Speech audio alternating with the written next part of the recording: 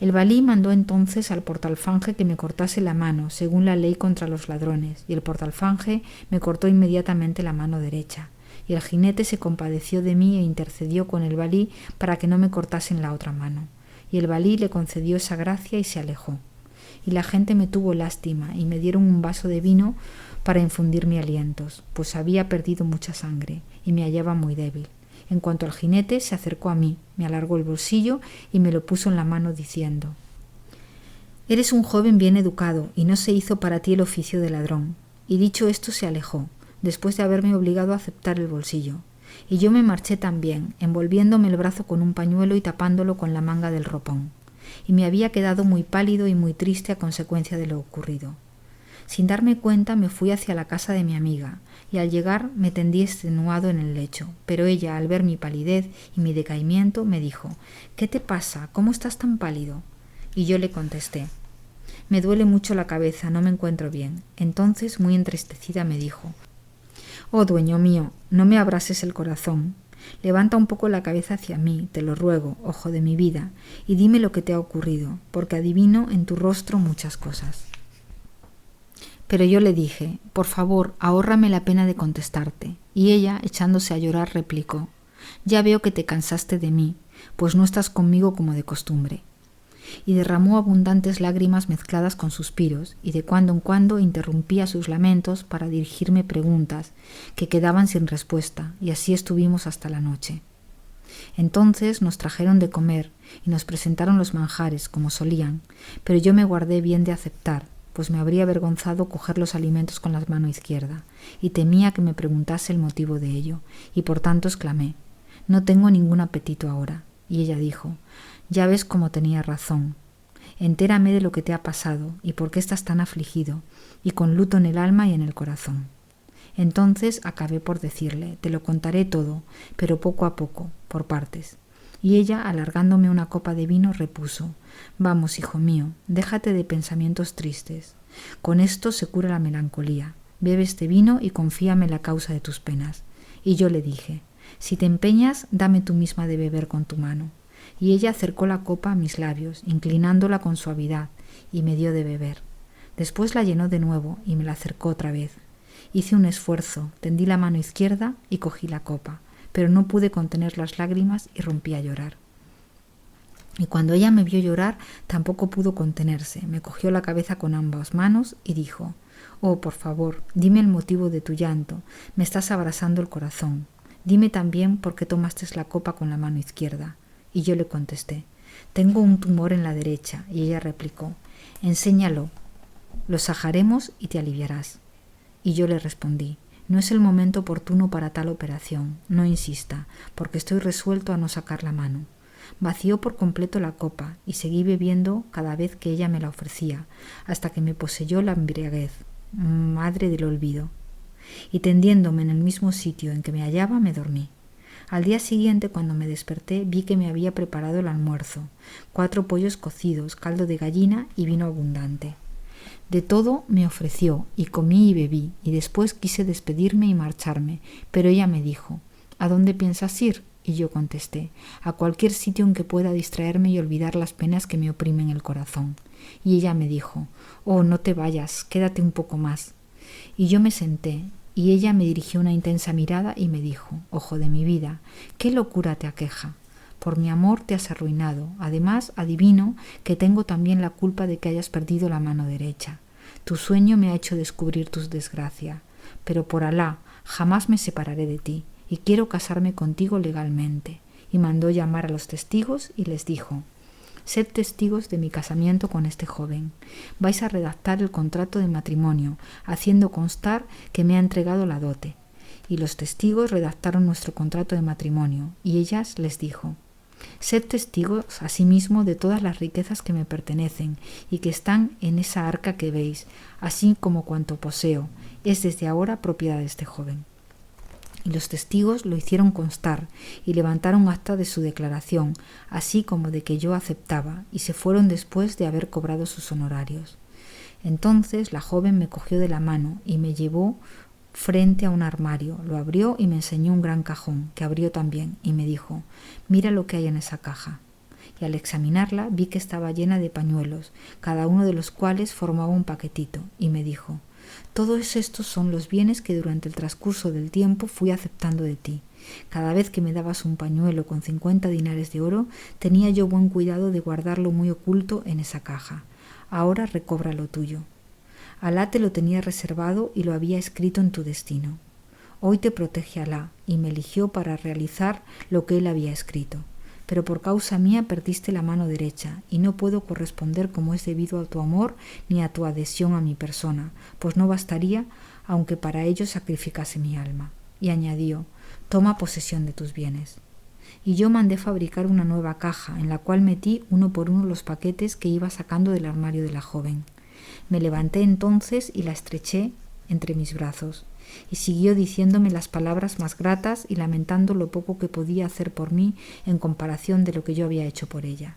Después, queriendo colmar cuanto había hecho, se levantó e inscribió en mi nombre en todas las alhajas y ropas de lujo que poseía, así como sus valores, terrenos y fincas, certificándolos con su sello y ante testigos.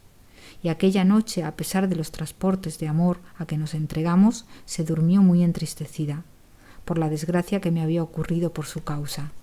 Y desde aquel momento no dejó de lamentarse y afligirse de tal modo que al cabo de un mes se apoderó de ella un decaimiento que se fue acentuando y se agravó hasta el punto de que murió a los 50 días. Entonces dispuse todos los preparativos de los funerales y yo mismo la deposité en la sepultura y mandé verificar cuántas ceremonias proceden al entierro.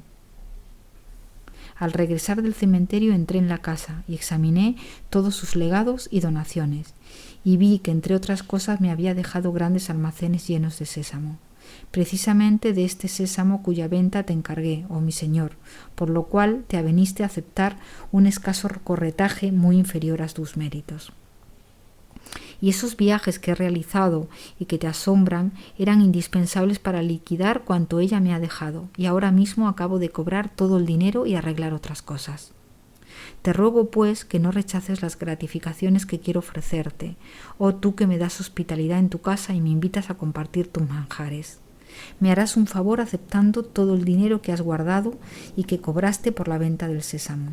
Y tal es mi historia y la causa de que comas siempre con la mano izquierda. Entonces yo, oh poderoso rey, dije al joven: «En verdad que me colmas de favores y beneficios». Y me contestó: «Eso no vale nada. ¿Quieres ahora, oh excelente corredor, acompañarme a mi tierra, que como sabes es Bagdad? Acabo de hacer importantes compras de géneros en el Cairo y pienso venderlos con mucha ganancia en Bagdad. ¿Quieres ser mi compañero de viaje y mi socio en las ganancias?». Y contesté: «Pongo tus deseos sobre mis ojos». Y determinamos partir a fin del mes. Mientras tanto me ocupé en vender sin pérdida ninguna todo lo que poseía, y con el dinero que aquello me produjo compré también muchos géneros. Y partí con el joven hacia Bagdad, y desde allí, después de obtener ganancias cuantiosas y comprar otras mercancías, nos encaminamos a este país que gobiernas, oh rey de los siglos. Y el joven vendió aquí todos sus géneros y ha marchado de nuevo a Egipto, y me disponía a reunirme con él cuando me ha ocurrido esta aventura con el jorobado, debida a mi desconocimiento del país, pues soy un extranjero que viaja para realizar sus negocios. Tal es, oh rey de los siglos, la historia que juzgo más extraordinaria que la del jorobado. Pero el rey contestó: «Pues a mí no me lo parece, y voy a mandar que os ahorquen a todos, para que paguéis el crimen cometido en la persona de mi bufón, este pobre jorobado a quien matasteis».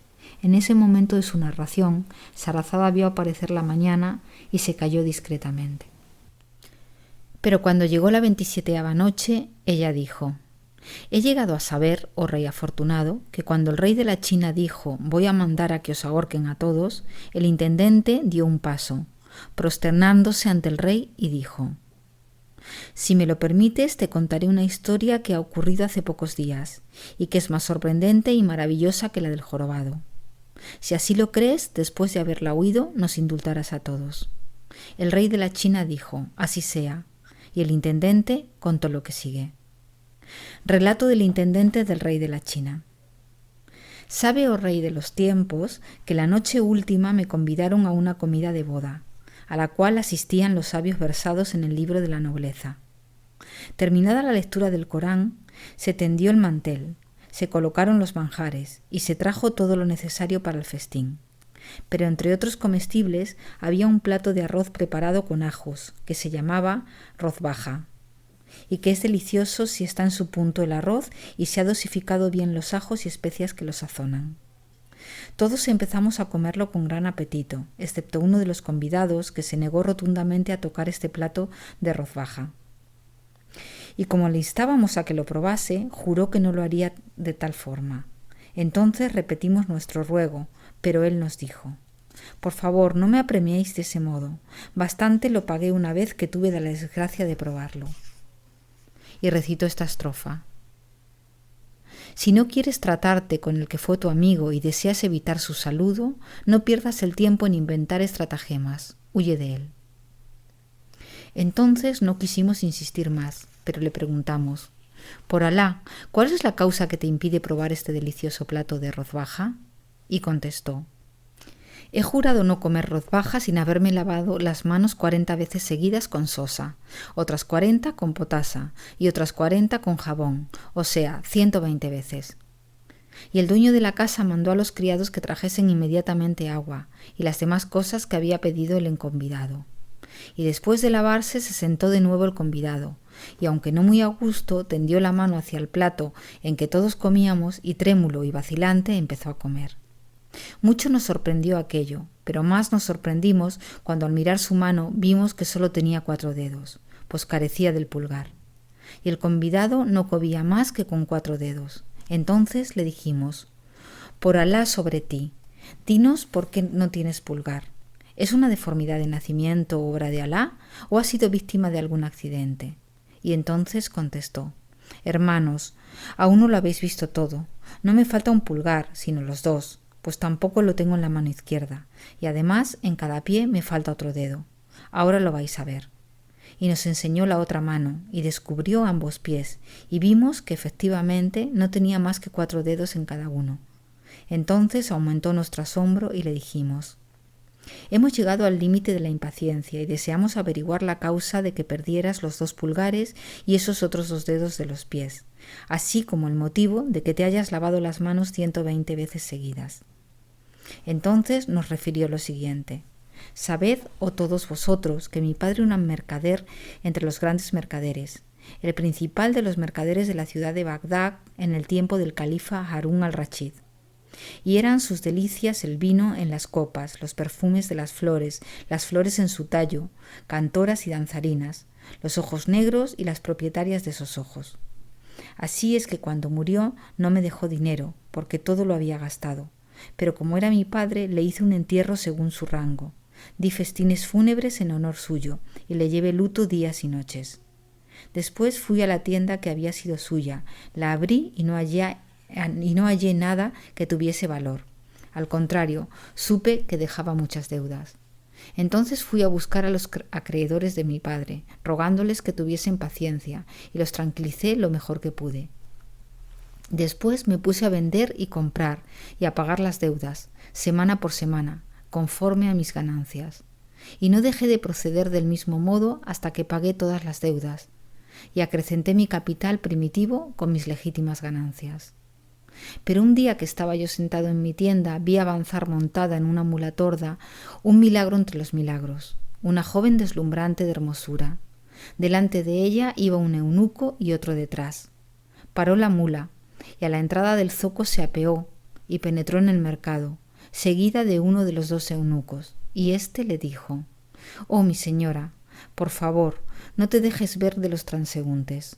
Vas a traer contra nosotros alguna calamidad. Vámonos de aquí». Y el eunuco quiso llevársela, pero ella no hizo caso de sus palabras, y estuvo examinando todas las tiendas del zoco, una tras otra, sin que viera ninguna más lujosa ni mejor presentada que la mía. Entonces se dirigió hacia mí, siempre seguida por el eunuco, se sentó en mi tienda y me deseó la paz. Y en mi vida había oído voz más suave ni palabra más deliciosa. Y la miré, y solo con verla me sentí turbadísimo, con el corazón arrebatado, y no pude apartar mis miradas de su semblante, y recité estas 2 estrofas. Di a la hermosa del velo suave, tan suave como el ala de un palomo. Dile que al pensar en lo que padezco, creo que la muerte me aliviaría. Dile que sea buena un poco nada más. Por ella, para acercarme a sus alas, he renunciado a mi tranquilidad. Cuando oyó mis versos me correspondió con los siguientes. He gastado mi corazón amándote, y este corazón rechaza otros amores. Y si mis ojos viesen alguna vez otra beldad, ya no podrían alegrarse. Juré no arrancar nunca tu amor de mi corazón, y sin embargo mi corazón está triste y sediento de tu amor. He bebido en una copa en la cual encontré el amor puro. ¿Por qué no han humedecido tus labios esa copa en que encontré el amor? Después me dijo, oh joven mercader, ¿tienes telas buenas que enseñarme? A lo cual contesté, oh mi señora, tu esclavo es un pobre mercader y no posee nada digno de ti. Ten pues paciencia, porque como todavía es muy temprano, aún no han abierto las tiendas de los demás mercaderes, y en cuanto abran, iré a comprarles yo mismo los géneros que buscas. Luego estuve conversando con ella, sintiéndome cada vez más enamorado. Pero cuando los mercaderes abrieron sus establecimientos, me levanté y salí a comprar lo que me habían cargado, y el total de las compras que tomó por mi cuenta ascendían a 5.000 dracmas. Todo se lo entregué al eunuco, y enseguida la joven partió con él, dirigiéndose al sitio donde la esperaba el otro esclavo con la mula. Y yo entré en mi casa embriagado de amor. Me trajeron la comida y no pude comer, pensando siempre en la hermosa joven, y cuando quise dormir, huyó de mí el sueño. De este modo transcurrió una semana, y los mercaderes me reclamaron el dinero, pero como no volví a saber de la joven, les rogué que tuviesen un poco de paciencia, pidiéndoles otra semana de plazo. Y ellos se avinieron, y efectivamente al cabo de la semana vi llegar a la joven, montada en su mula y acompañada por un servidor y los 2 eunucos. Y la joven me saludó y me dijo, oh mi señor, perdóname que hayamos tardado tanto en pagarte, pero ahí tienes el dinero. Manda venir a un cambista para que vea estas monedas de oro.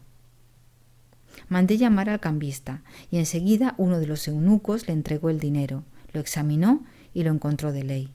Entonces tomé el dinero y estuve hablando con la joven hasta que se abrió el zoco y llegaron los mercaderes a sus tiendas, y ella me dijo, ahora necesito estas y aquellas cosas, ve a comprármelas. Y compré por mi cuenta cuanto me habían cargado, entregándoselo todo. Y ella lo tomó, como la primera vez, y se fue enseguida. Y cuando la vi alejarse, dije para mí, no entiendo esta amistad que me tiene. Me trae 400 dinares y se lleva géneros que valen 1.000, y se marcha sin decirme siquiera dónde vive, pero solamente Alá sabe lo que se oculta en un corazón.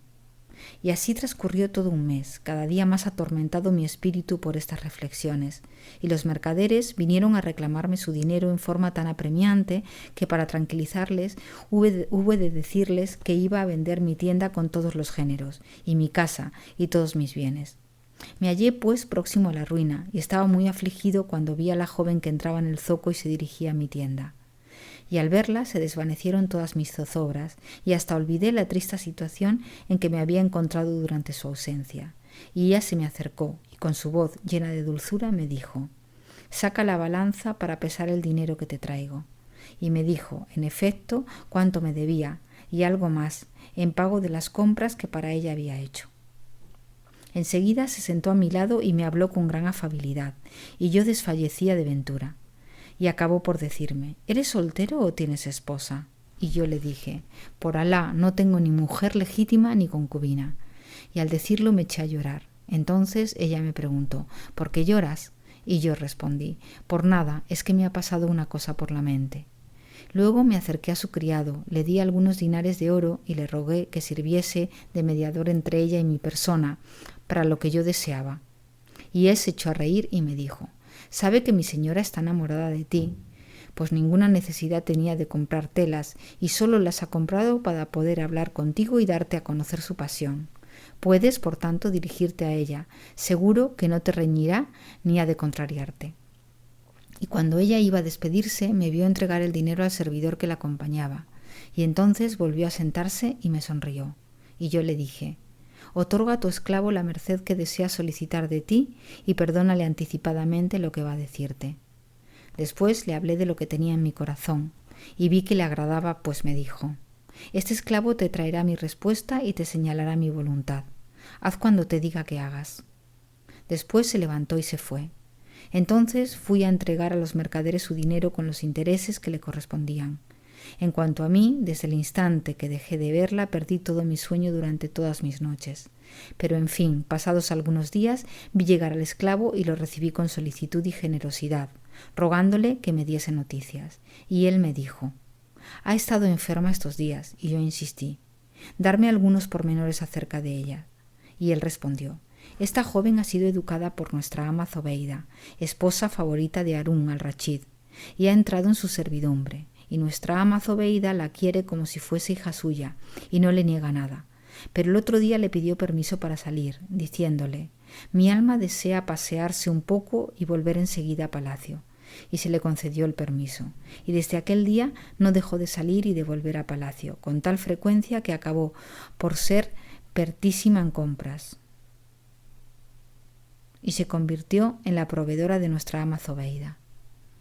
Entonces te vio y le habló de ti a nuestra ama, rogándole que la casase contigo, y nuestra ama le contestó: «Nada puedo decirte sin conocer a ese joven.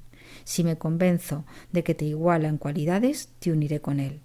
Pero ahora vengo a decirte que nuestro propósito es que entres en palacio, y si logramos hacerte entrar sin que nadie se entere, puedes estar seguro de casarte, pero si se te descubre, te cortarán la cabeza. ¿Qué dices a esto?». Y yo respondí: «Que iré contigo». Entonces me dijo: «Apenas llegue la noche, dirígete a la mezquita de Seth Zobeida». La mandó edificar junto al Tigris. «Entra, haz tu oración y aguárdame». Y yo respondí: «Obedezco, amo y honro». Y cuando vino la noche fui a la mezquita, entré, me puse a rezar y pasé allí toda la noche. Pero al amanecer vi por una de las ventanas que dan al río que llegaban en una barca unos esclavos llevando 2 cajas vacías. Las metieron en la mezquita y se volvieron a su barca, pero uno de ellos, que se había quedado detrás de los otros, era el que me había servido de mediador.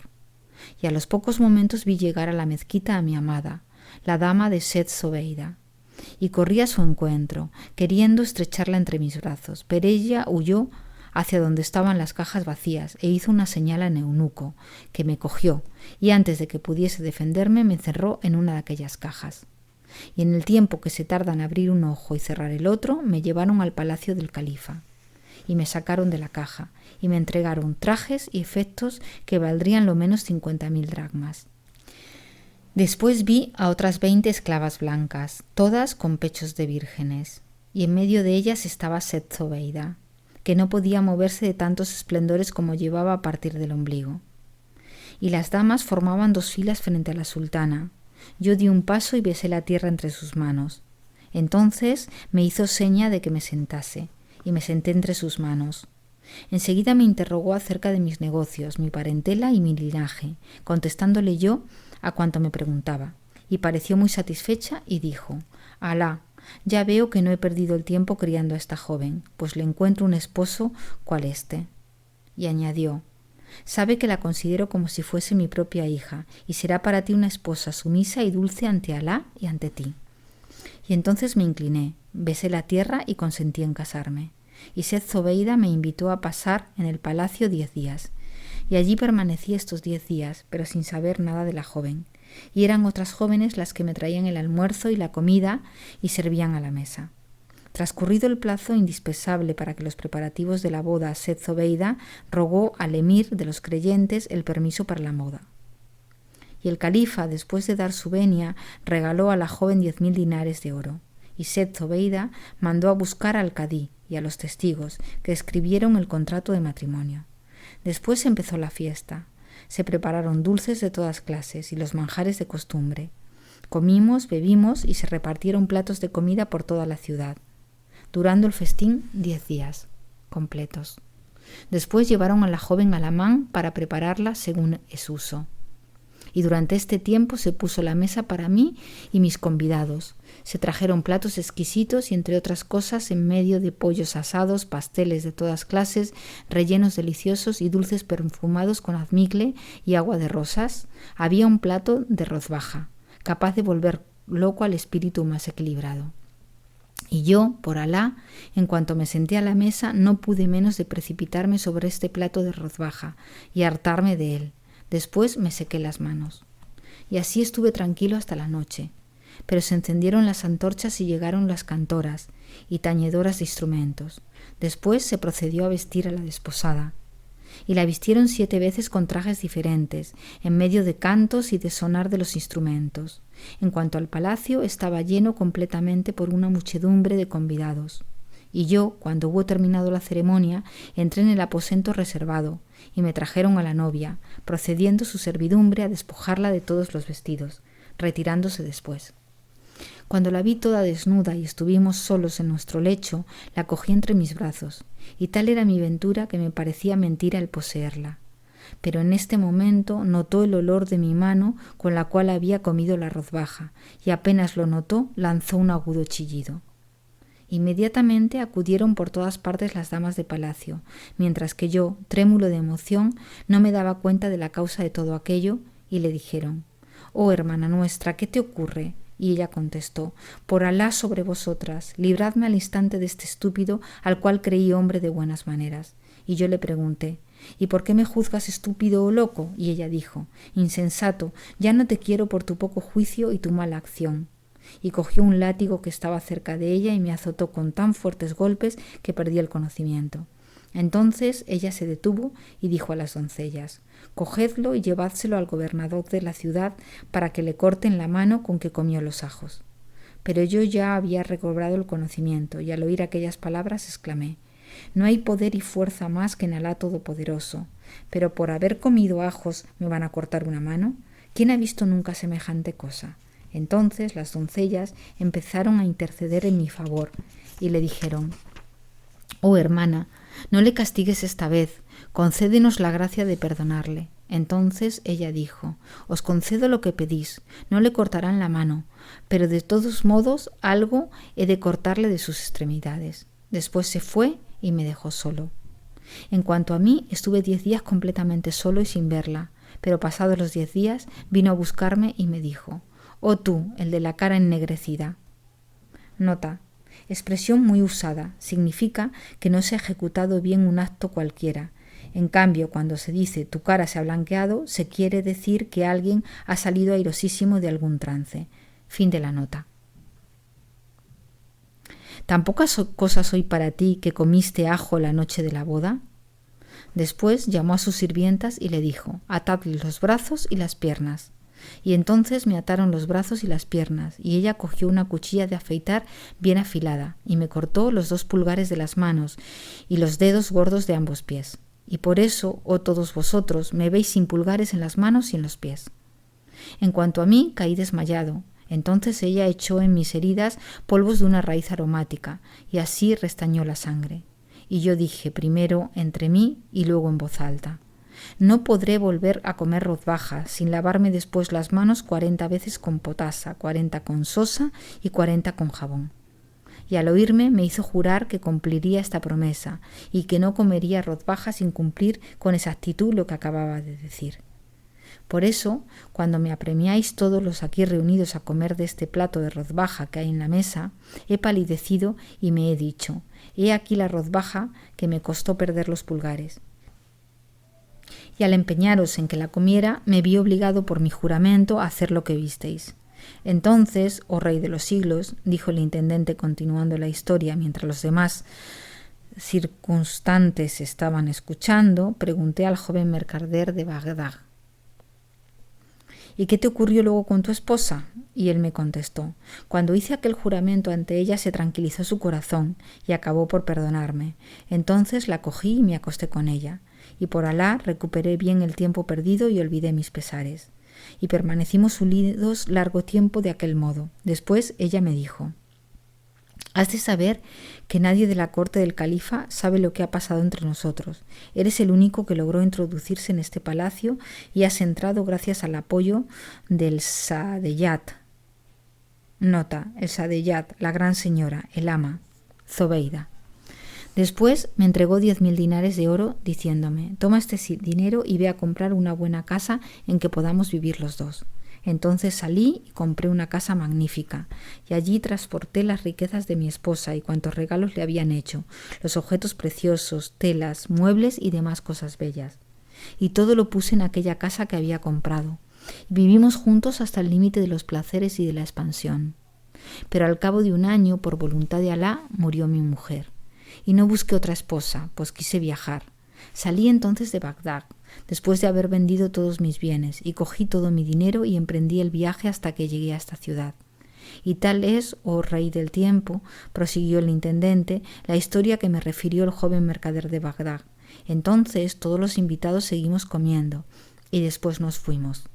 Pero al salir me ocurrió la aventura con el jorobado, y entonces sucedió lo que sucedió. Esta es la historia. Estoy convencido de que es más sorprendente que nuestra aventura con el jorobado. Usalam.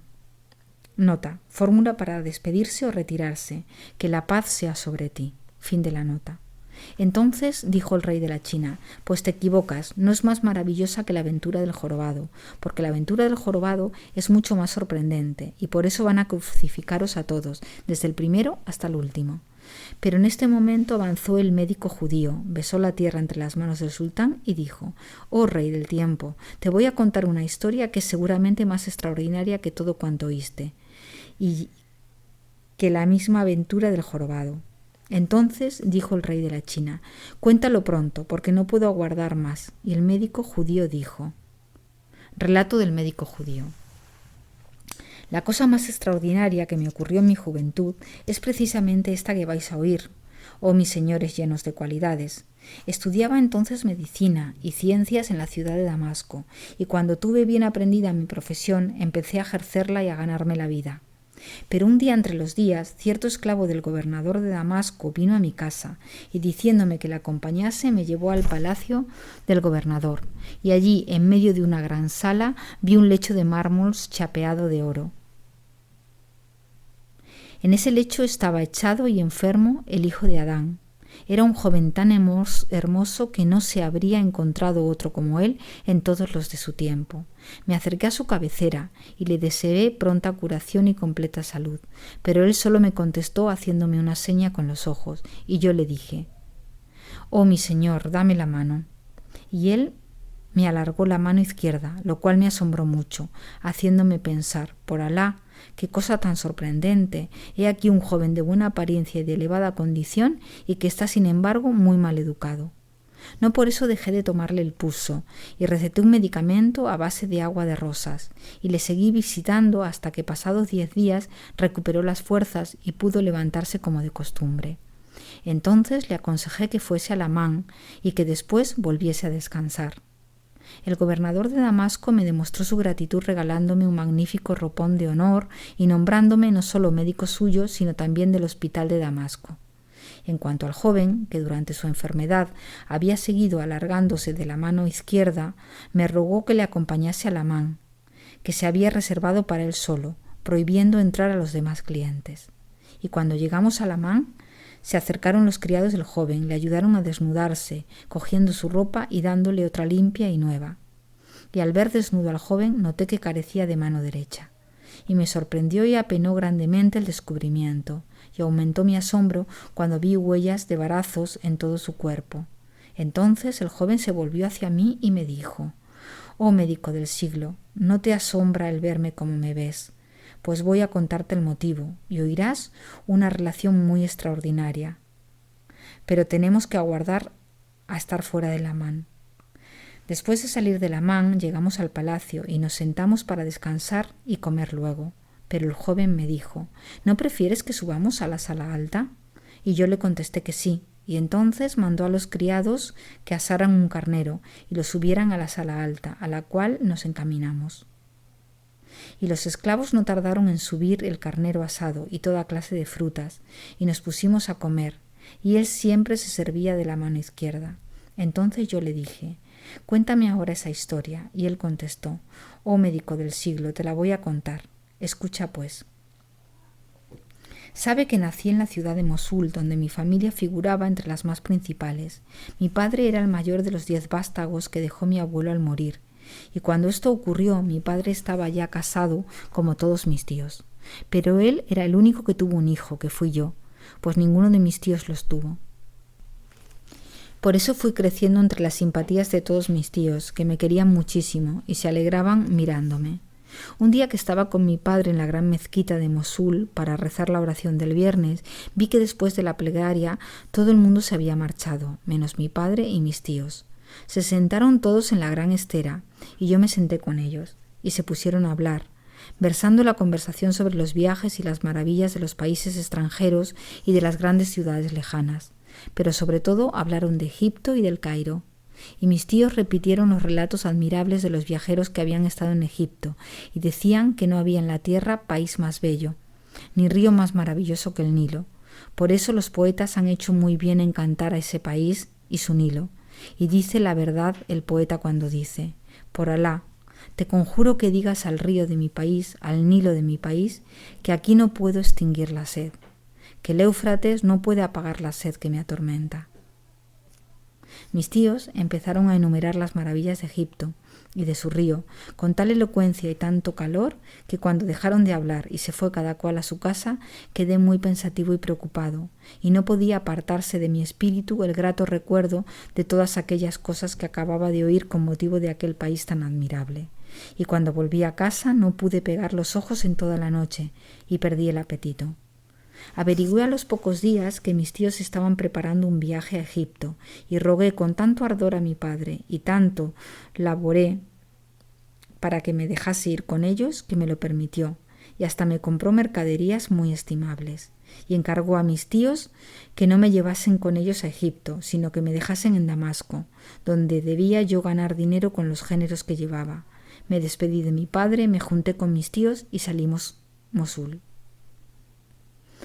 Así viajamos hasta Alepo, donde nos detuvimos algunos días, y desde allí reanudamos el viaje hacia Damasco, a donde no tardamos en llegar. Y vimos que Damasco es una hermosa ciudad entre jardines, arroyos, árboles, frutas y pájaros. Nos albergamos en uno de los janes y mis tíos se quedaron en Damasco hasta que vendieron sus mercaderías de Mosul, comprando otras en Damasco para despacharlas en el Cairo, y vendieron también mis géneros tan ventajosamente que cada dracma de mercadería me valió 5 dracmas de plata. Después mis tíos me dejaron solo en Damasco y prosiguieron su viaje a Egipto.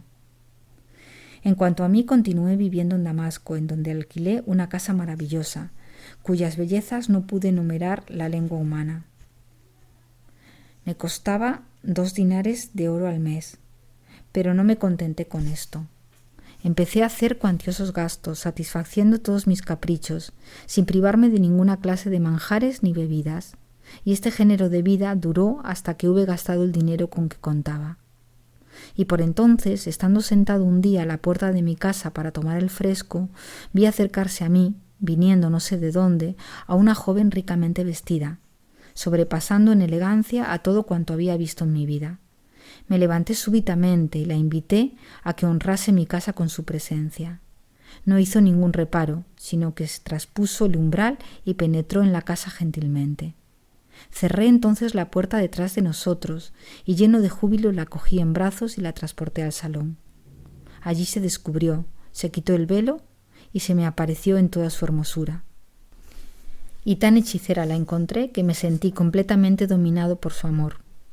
Salí enseguida en busca del mantel, lo cubrí con manjares suculentos y frutas exquisitas, y cuando era de mi obligación en aquellas circunstancias, y nos pusimos a comer y a jugar, y luego a beber, y de tal manera lo hicimos que nos emborrachamos por completo.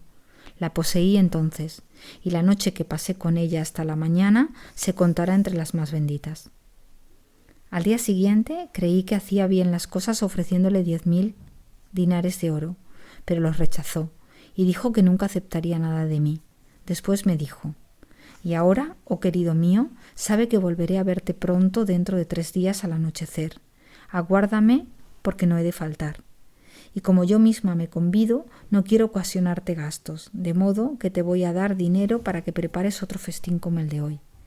Y me entregó 10 dinares de oro que me obligó a aceptar, y se despidió llevándose tras ella toda mi alma.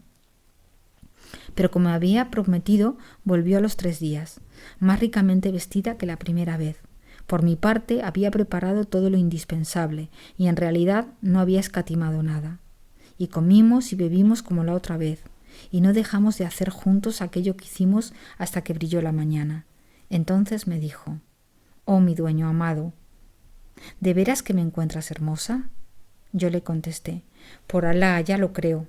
Y ella me dijo: «Si es así, ¿puedo pedirte permiso para traer a una muchacha más hermosa y más joven que yo, a fin de que se divierta con nosotros y podamos reírnos y jugar juntos? Pues me ha rogado que le saque conmigo para regocijarnos y hacer locuras los tres». Acepté de buena gana, y dándome entonces 20 dinares de oro, me encargó que no economizase nada para preparar lo necesario y recibirlas dignamente en cuanto llegasen ella y la otra joven. Después se despidió y se fue. Al cuarto día me dediqué, como de costumbre, a prepararlo todo, con la largueza de siempre, y aún más todavía, por tener que recibir a una persona extraña. Y apenas puesto el sol, vi llegar a mi amiga acompañada por otra joven que venía envuelta en un velo muy grande. Entraron y se sentaron, y yo, lleno de alegría, me levanté, encendí los candelabros y me puse enteramente a su disposición.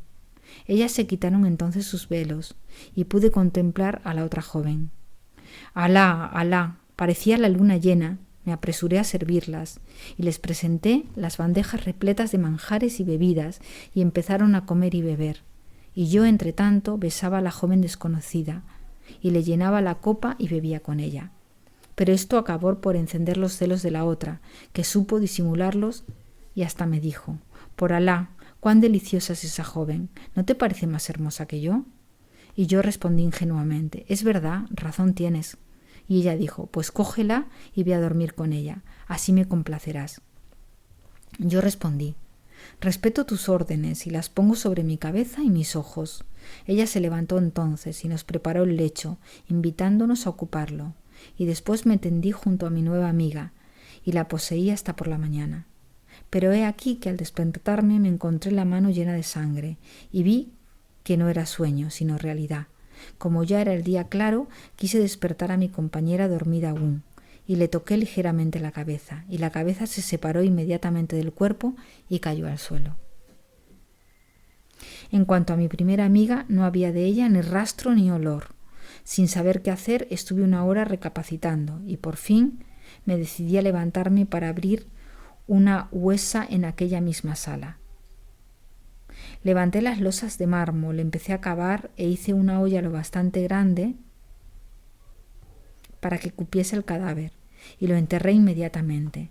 Cegué luego el agujero y puse las losas lo mismo que antes estaban. Hecho esto, fui a vestirme, cogí el dinero que me quedaba, salí en busca del amo de la casa y, pagándole el importe de todo el año de alquiler, le dije: «Tengo que ir a Egipto, donde mis tíos me esperan». Y me fui, precediendo mi cabeza a mis pies. Al llegar al Cairo encontré a mis tíos, que se alegraron mucho al verme y me preguntaron la causa de aquel viaje, y yo les dije: «Pues únicamente el deseo de volveros a ver y el temor de gastarme en Damasco el dinero que me quedaba». Me invitaron a vivir con ellos y acepté, y permanecí en su compañía todo un año, divirtiéndome, comiendo, bebiendo, visitando las cosas interesantes de la ciudad, admirando el Nilo y distrayéndome de mil maneras. Desgraciadamente, al cabo del año, como mis tíos habían realizado buenas ganancias vendiendo sus géneros, pensaron en volver a Mosul. Pero como yo no quería acompañarlos, desaparecí para liberarme de ellos, y se marcharon solos, pensando que yo habría ido a Damasco para prepararles alojamiento, puesto que conocía bien esa ciudad. Después seguí gastando, y permanecí allí otros 3 años, y cada año mandaba el precio del alquiler a mi casero de Damasco. Transcurridos los 3 años, como apenas me quedaba dinero para el viaje y estaba aburrido de la ociosidad, decidí volver a Damasco. Y apenas llegué, me dirigí a mi casa y fui recibido con gran alegría por mi casero, que me dio la bienvenida y me entregó las llaves, enseñándome la cerradura intacta y provista de mi sello. Y efectivamente entré y vi que todo estaba como lo había dejado. Lo primero que hice fue lavar el entarimado para que desapareciese toda huella de sangre de la joven asesinada, y cuando me quedé tranquilo me fui al lecho para descansar de las fatigas del viaje, y al levantar la almohada para ponerla bien encontré debajo un collar de oro con 3 filas de perlas nobles.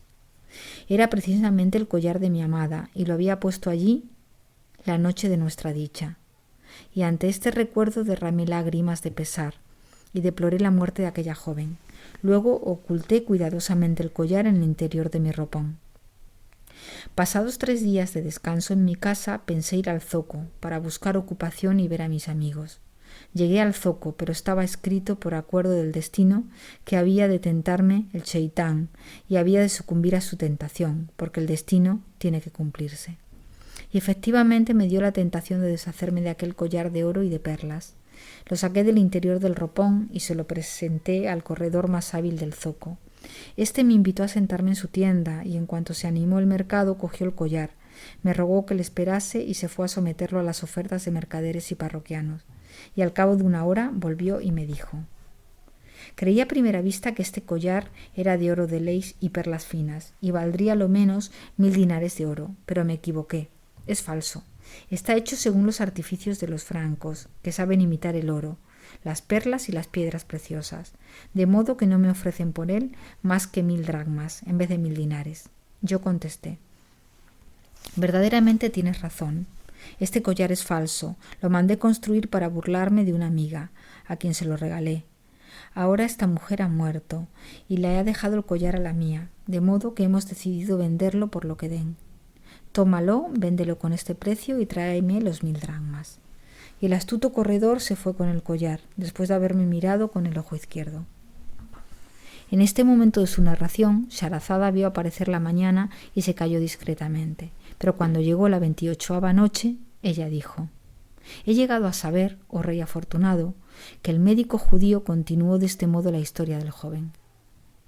El corredor, a ver que el joven no conocía el valor del collar y se explicaba de aquel modo, comprendió enseguida que lo había robado o se lo había encontrado, cosa que debía aclararse.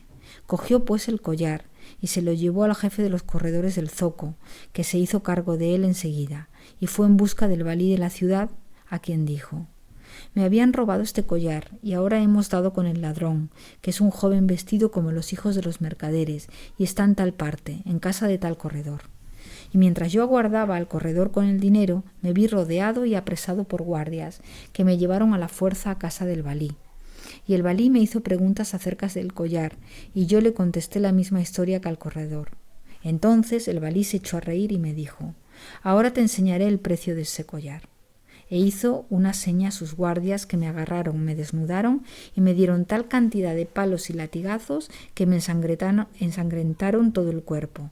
Entonces, lleno de dolor, les dije: os diré la verdad, ese collar lo he robado. Me pareció que esto era preferible a declarar la terrible verdad del asesinato de la joven, pues me habrían sentenciado a muerte y me habrían ejecutado para castigar el crimen. Y apenas me había acusado de tal robo, me asieron el brazo y me cortaron la mano derecha, como a los ladrones, y me sumergieron en el brazo en aceite hirviendo para cicatrizar la herida. Y caí desmayado de dolor, y me dieron de beber una cosa que me hizo recobrar los sentidos. Entonces recogí mi mano cortada y regresé a mi casa. Pero al llegar a ella, el propietario, que se había enterado de todo, me dijo: desde el momento que te has declarado culpable de robo y de hechos indignos, no puedes seguir viviendo en mi casa. Recoge pues lo tuyo y ve a buscar otro alojamiento. Yo contesté: Señor, dame 2 o 3 días de plazo para que pueda buscar casa. Y él me dijo: me avengo a otorgarte ese plazo. Y dejándome se fue. En cuanto a mí, me eché al suelo, me puse a llorar y decía: ¿cómo he de volver a Mosul, a mi país natal? ¿Cómo he de atreverme a mirar a mi familia después de que me han cortado una mano? Nadie me creerá cuando diga que soy inocente. No puedo hacer más que entregarme a la voluntad de Alá, que es el único que puede procurarme un medio de salvación. Los pesares y las tristezas me pusieron enfermo y no pude ocuparme en buscar hospedaje. Y al 3er día, estando en el lecho, vi invadida mi habitación por los soldados del gobernador de Damasco, que venían con el amo de la casa y el jefe de los corredores. Y entonces el amo de la casa me dijo: sabe que el valí ha comunicado al gobernador general lo del robo del collar, y ahora resulta que el collar no es de este jefe de los corredores, sino del mismo gobernador general, o mejor dicho, de una hija suya que desapareció también hace 3 años, y vienen para prenderte. Y al oír esto empezaron a temblar todos mis miembros y coyunturas, y me dije: ahora sí que me condenan a muerte sin remisión, más vale decírselo todo al gobernador general, y él será el único juez de mi vida o de mi muerte. pero ya me habían cogido y atado, y me habían llevado con una cadena al cuello a presencia del gobernador general, y nos pusieron entre sus manos a mí y al jefe de los corredores, y el gobernador, mirándome, dijo a los suyos: «Este joven que me traéis no es un ladrón, y le han cortado la mano injustamente, estoy seguro de ello. En cuanto al jefe de los corredores, es un embustero y un calumniador. Apoderaos de él y metedlo en un calabozo». Después el gobernador dijo al jefe de los corredores: «Vas a indemnizar enseguida a este joven por haberle cortado la mano. Si no, mandaré a que te ahorquen y confiscaré todos tus bienes, corredor maldito». Y añadió, dirigiéndose a los guardias: «Quitádmelo de delante y salid todos». Entonces el gobernador y yo nos quedamos solos, pero ya me habían libertado de la argolla del cuello y tenía también los brazos libres. Cuando todos se marcharon, el gobernador me miró con mucha lástima y me dijo: «Oh, hijo mío, ahora vas a hablarme con franqueza, diciéndome toda la verdad, sin ocultarme nada. Cuéntame, pues, cómo llegó este collar a tus manos». Yo le contesté: «Oh, mi señor y soberano, te diré la verdad». Y le referí cuanto me había ocurrido con la primera joven, cómo ésta me había proporcionado y traído a la casa a la segunda joven, y cómo por último, llevada de los celos, había sacrificado a su compañera, y se lo conté con todos sus pormenores, pero no hay utilidad en repetirlos. Y el gobernador, en cuanto lo hubo oído, inclinó la cabeza lleno de dolor y amargura, y se cubrió la cara con el pañuelo. Y así estuvo durante 1 hora, y su pecho se desgarraba en sollozos. Después se acercó a mí y me dijo: «Sabe, oh hijo mío, que la primera joven es mi hija mayor. Fue desde su infancia muy perversa, y por este motivo hube de criarla severamente. Pero apenas llegó a la pubertad, me apresuré a casarla, y con tal fin la envié al Cairo, a casa de un tío suyo, para unirla con uno de mis sobrinos, y por lo tanto primo suyo. Se casó con él, pero su esposo murió al poco tiempo, y entonces ella volvió a mi casa. Y no había dejado de aprovechar su estancia en Egipto para aprender todo género de libertinaje. Y tú, que estuviste en Egipto, ya sabrás cuán expertas son en esto aquellas mujeres. No les basta con los hombres, y se aman y se mezclan unas con otras, y se embriagan y se pierden. Por eso, apenas estuvo de regreso mi hija, te encontró, y se entregó a ti, y te fue a buscar 4 veces seguidas. Pero con esto no le bastaba. Como ya había tenido tiempo para pervertir a su hermana, mi segunda hija, hasta tal punto de inspirarle un amor apasionado, no le costó trabajo llevarla a tu casa, después de contarle cuánto hacía contigo. Y mi segunda hija me pidió permiso para acompañar a su hermana al zoco, y yo se lo concedí. Y sucedió lo que sucedió. Pero cuando mi hija mayor regresó sola, le pregunté dónde estaba su hermana, y me contestó llorando, y acabó por decirme, sin cesar en sus lágrimas: «Se me ha perdido en el zoco y no he podido averiguar qué ha sido de ella». Eso fue lo que me dijo a mí, pero no tardó en confiarse a su madre, y acabó por decirle en secreto la muerte de su hermana, asesinada en tu lecho por sus propias manos. Y desde entonces no cesa de llorar, y no deja de repetir día y noche: «Tengo que llorar hasta que me muera». Y tus palabras, oh hijo mío, no han hecho más que confirmar lo que yo sabía, probando que mi hija había dicho la verdad. Ya ves, hijo mío, cuán desaventurado soy. De modo que he de expresarte un deseo y pedirte un favor que confío no has de rehusarme. Deseo ardientemente que entres en mi familia, y quisiera darte por esposa a mi tercera hija, que es una joven buena, ingenua y virgen, y no tiene ninguno de los vicios de sus hermanas. Y no te pediré dote para este casamiento, sino que al contrario te remuneraré con largueza, y te quedarás en mi casa como un hijo. Entonces le contesté: «Hágase tu voluntad, oh mi señor, pero antes, como acabo de saber que mi padre ha muerto, quisiera mandar recoger su herencia». Enseguida, el gobernador envió un propio a Mosul, mi ciudad natal, para que en mi nombre recogiese la herencia dejada por mi padre.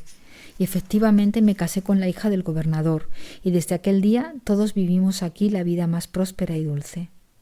Y tú mismo, oh médico, has podido comprobar con tus propios ojos cuán amado y honrado soy en esta casa, y no tendrás en cuenta la descortesía que he cometido contigo durante toda mi enfermedad, tendiéndote la mano izquierda, puesto que me cortaron la derecha.